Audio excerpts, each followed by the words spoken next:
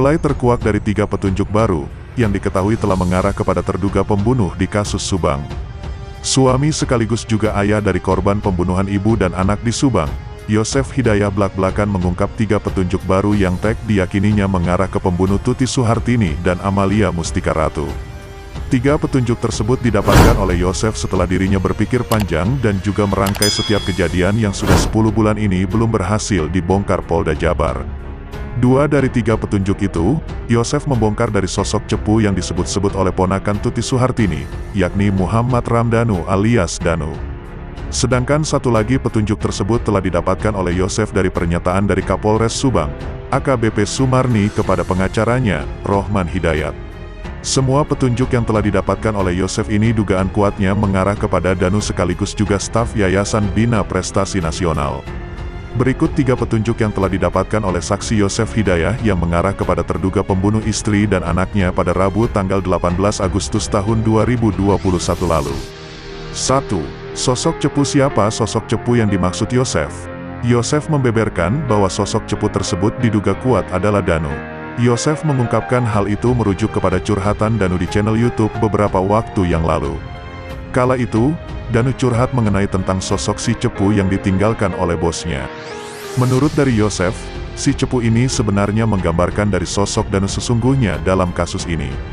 Seperti yang telah diketahui, Danu bekerja di Yayasan Bina Prestasi Nasional yang diketuai oleh Yoris Raja Amanullah.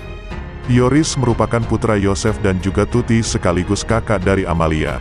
Di awal dari kasus Subang ini, Yoris dan juga Danu seperti tak terpisahkan. Bahkan, keduanya pun sempat dalam satu naungan kuasa hukum, Ahmad Taufan. Namun, pada bulan Desember tahun 2021 lalu, Yoris memilih berpisah dengan Danu. Yoris menyeberang ke kubu Yosef dan dalam satu kuasa hukum. Pada awal Juni tahun 2022 ini, Yoris pun memilih berpisah dengan ayahnya tersebut. Kini, Yoris tanpa kuasa hukum. Sementara, dari Danu ini masih tetap didampingi Ahmad Taufan, sedangkan Yosef didampingi Rohman Hidayat. 2. Danu minta maaf kepada Tuti dan Amel. Tak cukup di situ saja, Yosef kembali lagi mengungkap petunjuk lainnya. Ia menduga bahwa Danulah terduga dari pembunuh Tuti dan Amalia. Hal tersebut dinyatakan oleh Yosef dengan menafsirkan keinginan Danu meminta maaf kepada Tuti dan Amel yang sudah berbeda alam. Itu petunjuk betul-betul, memang banyak petunjuk-petunjuk yang segala sesuatu terbukanya dari dia juga, katanya. Karena itu, Yosef pun meminta pengakuan sejujurnya dari Danu kepada penyidik, bukan ke masyarakat melalui channel YouTube. Seperti yang diketahui, Danu sangat dekat kedua almarhumah Tuti dan Amalia. Danu pula yang sering diperintah Yoris meminta uang untuk keperluan yayasan ke Amalia selaku bendahara yayasan. 3. Informasi BAP valid. Petunjuk ketiga didapatkan oleh Yosef dari Yoris dan istri Yoris, Yanti Jubaedah. Selain itu juga, Yosef mendapatkan dari kuasa hukumnya yang saat itu dapat informasi dari Kapolres Subang, AKBP Sumarni di awal kasus Subang mencuat. Petunjuk ketiga ini berkaitan dengan berita dari acara perkara atau BAP.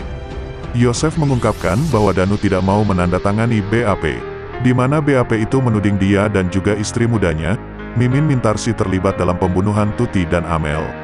Menurut dari Yosef, pengakuan mengenai BAP yang tidak ditandatangani inilah yang valid karena tidak hanya berasal dari sang anak dan menantunya, Yoris Raja Amanullah dan Yanti Jubaedah. Soal BAP ini juga berasal dari kuasa hukumnya, Rohman Hidayat yang juga pernah bertemu 4 mata dengan Kapolres Subang AKBP Sumarni. Seperti yang kita ketahui, bahwa Rohman membocorkan pertemuannya dengan AKBP Sumarni tak lama setelah kasus pembunuhan yang telah menewaskan Tuti Suhartini dan Amalia Mustika Ratu ini bergulir. Rohman mengaku bahwa dirinya bertemu dengan Kapolres Subang di ruang PPA depan ruang penyidikan Polres Subang. Saat itu AKBP Sumarni juga menceritakan bahwa Danu ini tidak mau untuk menandatangani berita acara pemeriksaan, BAP, yang menuduh Yosef dan istri mudanya, Mimin Mintarsi sebagai pelakunya. Saya bicara berdua dengan Ibu Kapolres. Itu pada saat awal-awal setelah kejadian, pembunuhan. Saya juga pernah ngobrol berdua bersama Ibu Kapolres di ruangan Reskrim Polres Subang. Saya dapat informasi tersebut, tapi saya hanya diam. Baru pertama kali ini saja saya bicara, katanya. Penurutan Kapolres ini membuat Rohman semakin yakin jika Danu Memangla tidak mau menandatangani BAP tersebut. Apalagi setelah itu Yoris dan Yanti juga mengakui hal serupa. Saya dapat keterangan itu jelas dari Ibu Kapolres kok. Saya pernah ngobrol dengan berdua di ruang PPA, tegasnya. Ternyata, pertemuan dari Rohman dan juga Kapolres itu tidak diketahui Yosef sebagai kliennya. Bapak baru dengar, baru tahu. PH sudah pernah bicara dengan Ibu Kapolres, ungkap Yosef dikutip dari channel YouTube Koin 1077, Selasa, tanggal 21 Juni tahun 2022. Sekian informasi yang dapat kami sampaikan, terima kasih.